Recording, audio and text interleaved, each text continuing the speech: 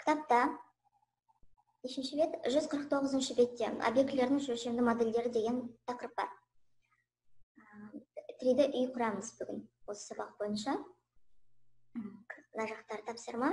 Так, енді бірінші біз скретчті ашайық. Google SketchUp'ты ашайық. Менде мына жерде ерлік тұр. Немесе пусттың ішінен тауып алуға болады. Кісітір, осыдан SketchUp'ты таңдаймыз. Бізде ашылады. Бізде стартовый окно ашылды, терезесі. Бұл жерде нені таңдайтын едік алдыңғы сабақта? Видеода көрсеткендей. Choose template деген басамыз, яғни біз шаблонды таңдау керекпіз. Choose template'ті бассақ, бізде әртүрлі шаблондар шығады тізімдері. Соның ішінен simple'ды таңдаймыз, яғни қарапайым шаблонды таңдаймыз. Start using дегенді басамыз, яғни SketchUp'ты қолдануды бастау деген сөз, иә. Мына жерде бізде фигуралар бар, соның ішіне rectangle таңдаймын. Өзімізге керегінше төртбұрышты салып аламыз.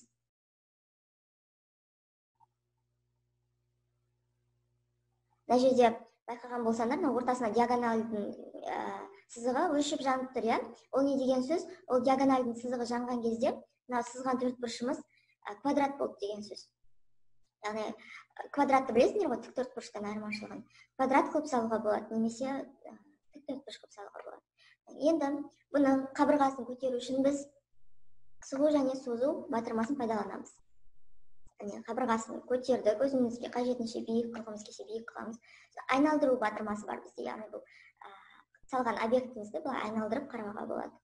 Осы жерден мен бірінші шатырын жасағым келеді. Шатырын жасау үшін былай жасаймын. Қол арқылы былай жылжытуға болады. Ал айналдыру арқылы айналдыра қарауға болады әртүрлі бағытта. Мынаны дәл ортасына қарай былай алып кеп алайын, чтобы қазір түзу шықты. Мына жерден маған бірінші маған сызу керек. Қаламды алам, line деген, яғни түзу сызық, иә? Түзу сызық сызу керек. Міне. Дәл ортасынан алдым. Қазір мына жерде мынау дәл ортасы midpoint деп шығып тұр, көрдіңдер ме? Көк точка шығады, и midpoint деп жазылып тұрады, яғни middle дегеннен шыққан ғой, дәл ортасы. Енді біз бұны дәл осы ортасынан көтеру үшін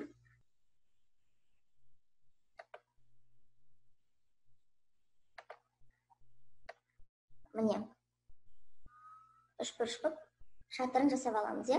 Түзу болып деп ойлаймын.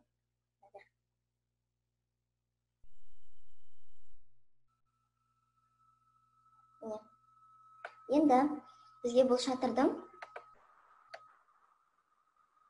мұнда сызықтары болады, шатыр мен қабырғаның арасындағы. Оларды қалам арқылы сызамыз.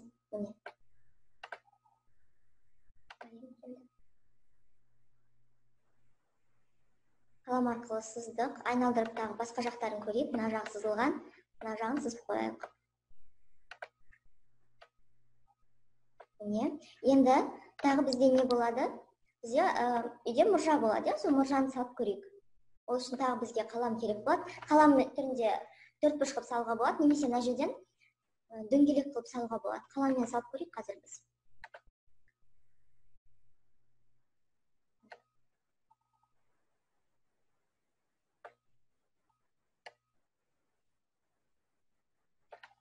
Жағынан салмасақ, мына жерден жақсы көрінбейді екен.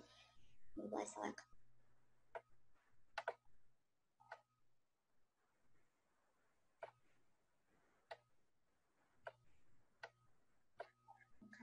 Салдық. Енді бұны бізге бұл жерге емес, мына жерге алып келу керек. Сығу және созумен былай қарай созамыз. Мына бір жерлерге қойғым келеді. Мына жерге қарай жылжытамыз. Мына артық сызықтарды өшіру үшін біз өшіргішті пайдаланамыз, иә? Өшіргішті алып келіп, дәл үстіне анау нүктесіне қойсаңдар, өшіргішпен өшіріледі. Одан кейін үйлерде дөңгелек шатырларына дөңгелек болады, иә, ішінде қарай, шатырдың ішіне кіретін. Соны сызып көрейік. Ол үшін бізге circle керек, яғни дөңгелек фигураны салу үшін. Диаметрін анықтаймыз. Шамамен осындай диаметрде дөңгелек сызып, тағы да сығу және созу арқылы ішке қарай бұны кіргіземіз. Кіргіздік. Жақсы, ары қарай. Енді бізге тағы несін салу керек үйдің? Есігін салайық. Есігін салу үшін төртбұрышты пайдаланайық. Мына жерге міне. Бізде төртбұрышымыз квадрат болмайды. Сол үшін диагональдің қажеті жоқ. Міне төртбұрышты салдық.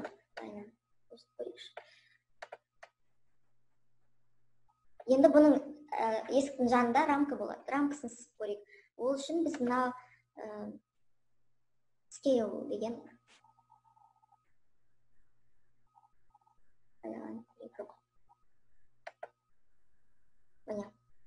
пайдаланамыз. Мына жерде нүктені міндетті түрде қарау керек. Мына сызыққа, есіктің сызығына түсу керек. Қызыл нүкте шығып тұр ғой, көрдіңдер ме? Міне енді түсті. Осы бойынша кейін маустың көмегімен былай жылжыту арқылы рамканы жасады. Енді тағы не сызу керек? Астынан лестницаныкін сызайық.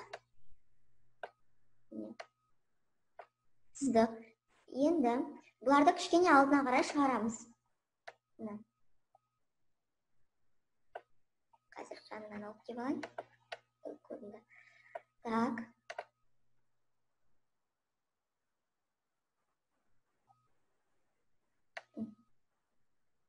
Шығардық. Лестницаны шығарамыз. Шығардық. Енді бізге ары қарай балалар астындағы фундаментін салайық. Ол үшін міне былай. Біз үйдің асты жағында көре аламыз міне. Мынау белгілеу стрелкамен контролды басып тұрып, барлық сызықтарды белгілеп шығу керек. Біз астындағы барлық бұрыштары бар ғой. Соның барлығын бірден белгілеу керек. Сол үшін контрол батырмасын басып тұрамыз да міне. Белгілейміз бұлардың барлығын. Міне төртеуі де белгіленді. Енді бұны біз фундаменттің жиегін белгілеу керек бізге. Міне. Фундаменттің жиегі белгіленіп тұр. Міне. Енді бізде фундаментіміз салынды. Енді лестницаны кішкене шығарайық. Ол үшін тағы да біз мынаны екіге бөлсек. Міне. Дәл ортасынан бізде екі баспалдақ пайда болатындай қылып екіге бөлейік.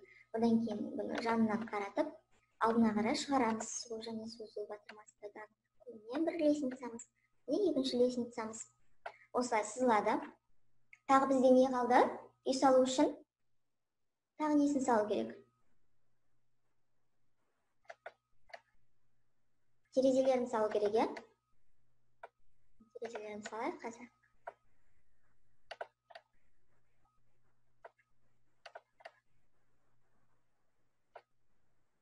Төртбұрышты пайдалануға болады.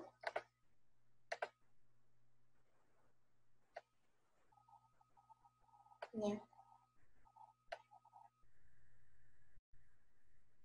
Екінші тереземіз. Сыртына рамкасын жасаймыз. Терезенің сызығына нүктені түсіріп аламыз, е?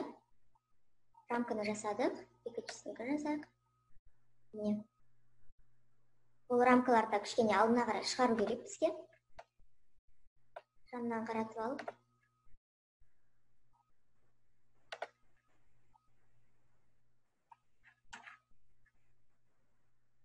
Рамканы белгіледік. Шығарамыз. Енді тереземіз салдық, есікті салдық, фундамент барлығын салдық.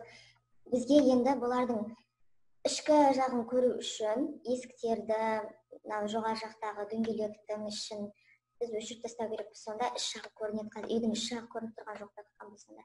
Ол үшін бізге не керек? Өшіргіш керек. Өшіргіш құралын аламыз да, сол өшіретін аймақты белгілеп, мышканың маустың оң жағын басамыз. Сонда міне контексттік меню шығады. Осы жерден hide деген батырманы басамыз. Іші өшірілді. Екінші мынанда hide'ты басамыз міне. Терезелерді өшіріп шығайық.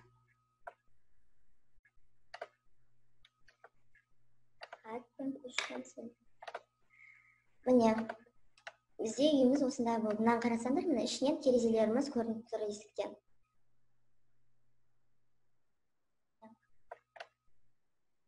терезеден де ішкі жағы көрініп тұр, міне. Пол, стеналар, мына жерде есік барлығы көрініп тұр. Осылай үйді саламыз. Және бұларды бояуға болады. Қазір бояу бойынша түсіндірейін сендерге. Үйіміздің барлығын салдық, қабырғаларын. Енді бояу барысында міне материал істеген бізде вкладка бар. Сол вкладканың ішінен мына жерден таңдаймыз міне. Материалстың ішінде colors деген яғни түстер, бір түстердің каталогын шығарамыз. Өзімізге қажеттісін таңдаймыз. Мысалы, қабырғаны мынандай түспен бояп көрейін. Мынандай түспен. Осылай бояуға болады. Мына рамкаларын мысалы мынандай түспен бояйды. Осылай бояуға болады. Colors яғни мынандай әртүрлі түстерден бөлек бізде әртүрлі мындай нелер бар, материалдар яғни. Мына жерде roof деген таңдап, бұл roof деген өзі нелерге шатырларға арналған. Білесіңдер, мынандай шатырлар бар, бізде. Міне. Осы жерден қалғанымыз таңдауға болады. Басқашасымен бояп көрейін. Осы жерден тауып алуға болады. Басқа да міне асфальт деген бар. Асфальтпен нені бояп көрейік? Фундаментін.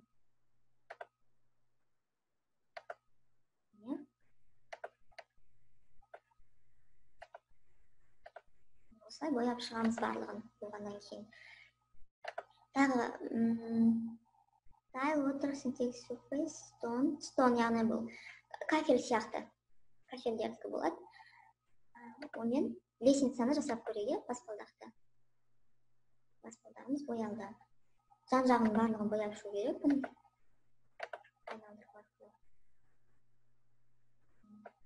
Тағы басқасын таңдап, үйдің басқа жағын бояп көрейік. Pattern, scooping, metal,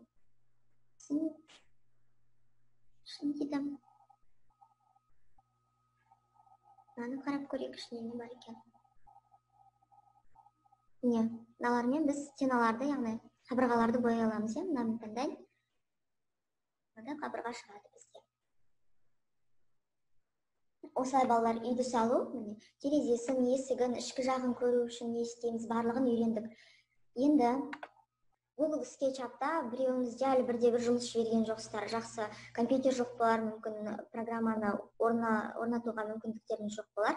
Бірақ мынандай ұсыныс бар. Кім ең жақсы жұмыс 2 апта беремін. 2 аптаның ішінде маған жақсылап мынандай үй салу керек. 2 қабатты толық салынған үй. Міне, 2 қабатты мынандай үй толық терезелермен, есіктермен барлығы боялған болу керек, міне. Боялған. Немесе мынандай үй салсаңдар да болады. Ағаш дегендер жанындағы. Бұлар Google SketchUp'тың ішінде дайын материалдардың ішінде бар. Солардан қоя қойсаңдар болады. Бұларды салудың қажеті жоқ. Міне осылай толық салып, кім жібереді, соған қарай бағалаймын. Сөйтемінде жаңағы бақылау жұмысынан босатылады. Бақылау жұмысын жазбай, ең жоғарғы балды қойып, бағаларында 5 қойып беремін. Түсінікті ма? Барлығынан бірдей қабылдамаймын. Ішінен ең жақсы деген мысалы максимум 3 адамдығын қабылдауы мүмкін. Бүгінгі сабағымыз осымен аяқталды. Үйге тапсырма. Жаңағы Google SketchUp'та жасай алсаңдар, жасап жіберіңдер. Ал жасай алмайтын мүмкіндік жоқтар. Онда осы тақырып бойынша оқып, барлық батырмаларды, құрылғыларды жақсылап жаттап жүріңіздер. Қандай батырма арқылы, қандай фигура сызамыз, қандай іс-әрекет жасаймыз, өйткені сұрақтарда осылар болады. Түсінікті ма?